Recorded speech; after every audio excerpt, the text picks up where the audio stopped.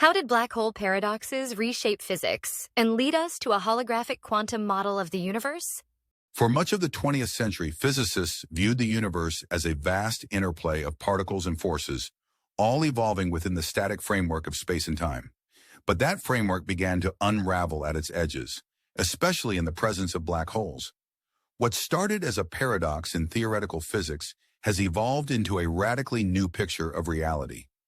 One where space, time, and gravity may not be fundamental, and the universe itself may behave like a quantum computer. The turning point was the black hole information paradox. According to general relativity, anything that crosses a black hole's event horizon disappears irreversibly. But quantum mechanics forbids the destruction of information.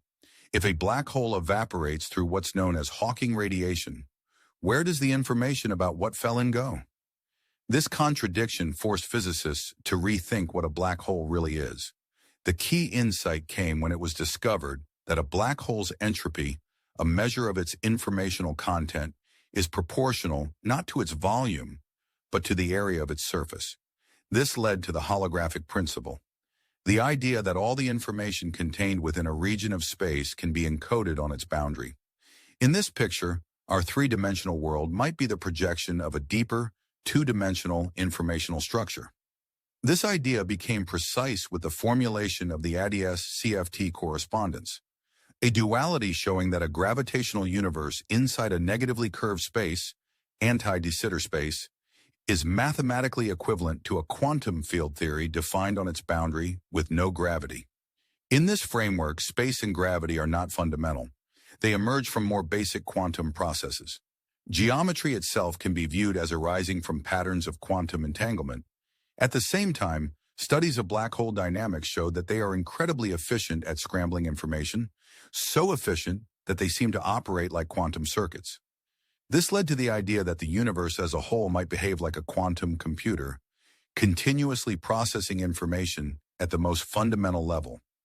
The growth of complexity inside a black hole was even linked to the growth of its interior volume, tying computational complexity directly to spacetime geometry. The convergence of ideas from quantum field theory, thermodynamics, gravity, and information theory is pointing toward a profound conclusion. Space, time, and even matter may all emerge from a deeper informational substrate.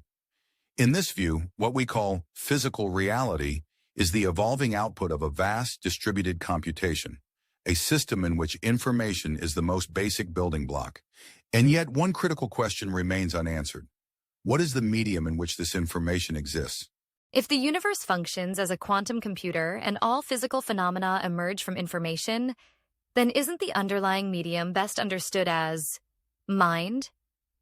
And if conscious beings like us have emerged within this system, does that not imply the universe itself is, in some real sense, self-aware? If the universe functions as a quantum computer, processing information at its most fundamental level, and if all physical phenomena, including space, time, and matter, emerge from this informational substrate, then it follows that information is more fundamental than form. But information is not a thing in itself. It is always relational. It must exist in something, and it only becomes meaningful to something. This leads us to ask, what is the medium in which this information exists? The only medium we directly know that can relate, interpret, and give meaning to information is mind. Not as a human personality, but as the fundamental capacity for awareness, relation, and distinction.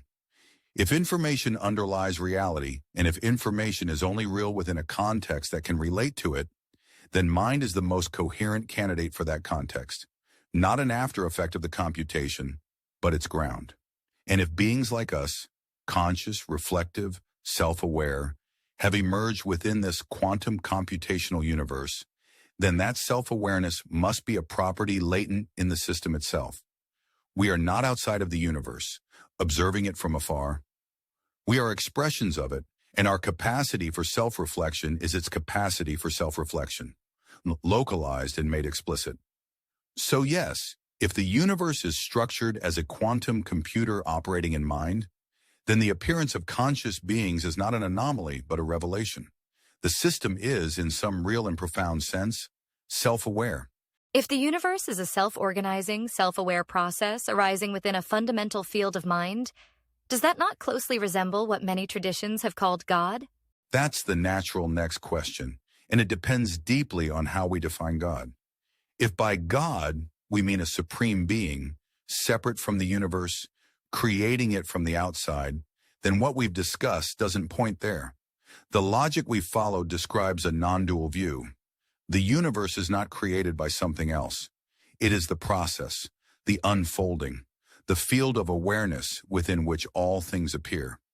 But if by God we mean the totality of being, a living, intelligent, self-aware whole in which consciousness, law, pattern, and emergence are unified, then yes, in that sense, the universe begins to resemble something very close to what many traditions have called God. Not a person, not a ruler, not something out there, but the very fabric of existence, aware, creative, evolving, and expressing itself as us. In this view, mind is the medium, information is the structure, computation is the process, and self-awareness is the realization. So if God means that which knows, becomes, and is all things, then yes, what we are uncovering through black holes, quantum information, and the nature of mind may be a scientifically grounded path back to the sacred, not as a belief but as the deep structure of reality.